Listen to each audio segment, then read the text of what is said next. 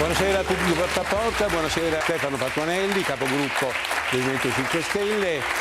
Allora, Conte non è totalmente critico nei confronti di Putin, fa dei distinguo, ma insomma, voglio dire, c'è un minimo di dialogo. La vostra posizione su Orbán qual è? No, non direi tanto, noi siamo molto critici sul comportamento di Putin, abbiamo sin da subito detto in modo chiaro che era assolutamente inaccettabile l'invasione certo. Ucraina. Su Orbán, io ritengo che Orbán abbia detto delle cose non sbagliate sull'Europa, sul fatto che sia un'Europa che conta molto poco sui tavoli internazionali, ma è un dato di fatto, lo vediamo. Il problema è che la causa del fatto che l'Europa conta poco è anche di Orbán, perché ha sempre prevalso in Orbán la difesa degli interessi della sua nazione rispetto a quelli europei, e credo che a medio termine, anzi a breve termine, può anche essere vantaggioso dal punto di vista del consenso o comunque del ragionamento del mettere al centro le politiche del proprio paese, anche quando si discute in Europa, può avere un senso a brevissimo termine. Ma credo che un'Europa forte sia un vantaggio per tutti gli Stati membri, e certamente l'atteggiamento che ormai da tanti anni ha Orbán, perché Orbán ha detto oggi delle cose ma che sono quelle che dice da sempre, no? È sempre stato così, e per me il problema è che è vero che l'Europa conta poco, ma conta poco anche per l'atteggiamento di Orbán. La Russia è un pericolo? Beh, intanto premetto che la frase che mi ha colpito di più oggi di Crosetto è quella sul fatto che ormai è chiaro a tutti che l'Ucraina non riuscirà a recuperare i territori del 2015 e quelli persi da febbraio 2022. Noi lo diciamo da circa 2 anni e mezzo.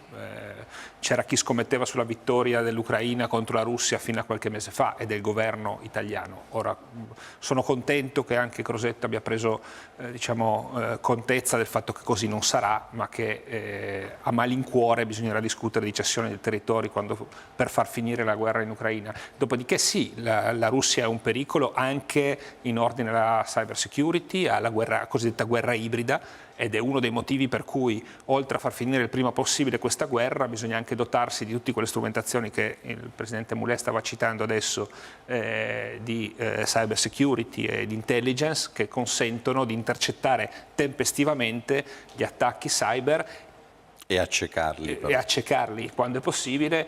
È un po' meno facile agire su singole persone che si fanno corrompere, come è già accaduto, che però rappresentano un modo abbastanza più tradizionale, no? di fare spionaggio all'interno degli altri paesi. Che rapporti avete con il PD, dal quale mantenete ancora abbastanza distanti, è troppo presto per parlare di alleanze? No, io credo che intanto c'è una tornata di elezioni amministrative ampia, dove in tutte le regioni corriamo assieme al Partito Democratico, quindi a dimostrazione. E questo oggettivamente è un inedito. È un inedito, ma è anche un lavoro che si è fatto sui territori, non sempre facile, per trovare programmi condivisi, per trovare interpreti condivisi di quei programmi.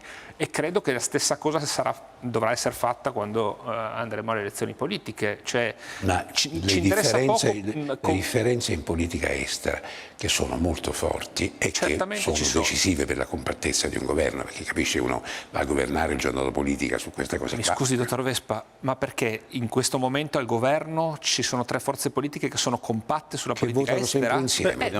Troveremo il modo per votare anche noi sempre assieme, ma non mi sembra che ci sia una posizione di politica estera condivisa tra Tajani e Salvini. Direi che sono quasi agli opposti. Però io credo che il centro-sinistra ha votato 5 mozioni, il centro-destra ne ha votato una. Il centro-sinistra, inteso, io guardo al rapporto che abbiamo col Partito Democratico, con Alleanza Verdi-Sinistra in particolare, che sono le altre 2 componenti del campo progressista. Renzi non lo conta. Ma sa, Renzi si appresta a votare con la maggioranza su diversi provvedimenti che noi non condividiamo, deve fare anche una scelta un po' di campo più definita, così come Calenda, che ormai fa parte della maggioranza. Io credo che ci sia l'occasione per il campo progressista, come l'abbiamo definito, di trovare un progetto per il Paese credibile che sia alternativo alla destra.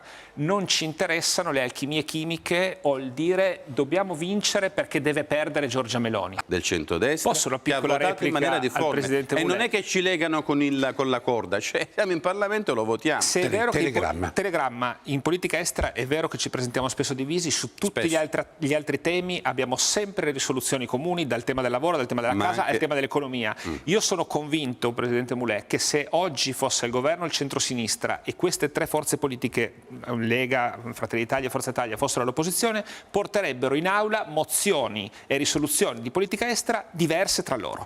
Perché dovete stare assieme perché governate, fa parte delle regole del gioco. Esattamente come succederà a noi quando vinceremo le Posso elezioni. dirti che è un periodo ipotetico dell'irrealtà? Dell'esperienza. Sono per carità una forza politica significativa, ma come dire, sono comunque irrilevanti dal punto di vista del futuro politico. Beh, forse irrilevanti, no? Forse rilevante, per vincere le elezioni c'è bisogno di loro, insomma. Il tema vero è stare insieme senza perdere voti, perché poi la parte riformista che diceva prima l'onorevole Mulè è quella che manca proprio al PD e che è quella che, come dire, che dà quello slancio e che aiutava anche il Movimento 5 Stelle, come ricordava il direttore Sallusti, a essere così imponente nella scelta dell'indicazione del voto. Non è che dove siamo andati da soli, anche recentemente abbiamo avuto grandi risultati. No, certo, perché sulle amministrative siete sempre, certo. Paghiamo molto il fatto del non avere ed è qualcosa che secondo me è destinato un po' a cambiare, vista l'apertura un po' rispetto al tema dei mandati, certo, perché... e il fatto che quando ci sono elezioni con le preferenze conta molto la preferenza al singolo. È il voto d'opinione, e il voto del territorio. se nessuno conosce i candidati, certo. è difficile che dia la preferenza a uno sconosciuto. Certo. Il fatto che abbiamo cambiato le nostre regole con sacrificio, con difficoltà, pagando anche un prezzo elettorale probabilmente, perché c'erano molti dei nostri elettori che condividevano invece quel principio sacrosanto dei 2 mandati e poi a casa, ma proprio perché cerchiamo di radicarsi meglio sul territorio, perché hai fatto 2 mandati in Parlamento, puoi candidarti in Consiglio regionale, in Consiglio comunale a fare il sindaco, però la gente ti conosce perché se hai lavorato bene in Parlamento probabilmente hai una riconoscibilità sul territorio un po' più ampia, ed è il tentativo il radicarsi sul territorio non sono 100 metri, è una maratona. Prego. No, io invece credo che chi si è macchiato di questa infamia debba essere riconosciuto e debba, come posso dire, essere perseguito per il fatto che non ha consentito a una persona come l'onorevole Fiano di esprimere le proprie opinioni all'interno, ma lo diceva benissimo Emanuele, del luogo dove le opinioni devono confrontarsi, che è l'università. È il luogo proprio massima espressione del confronto e del dialogo. Ora, tollerare questo secondo me non è accettabile, e la mia personale, ma insomma di tutta la mia forza politica, vicinanza e solidarietà a Emanuele per quello che ha dovuto passare in quei momenti. Ma è successo, se sei indiziato con gravi indizi di colpevolezza per un reato, non c'è altra misura che quella del carcere. Lo dice uno d'accordo? Ci ha chiesto brevità, quindi dico soltanto che sono d'accordo totalmente.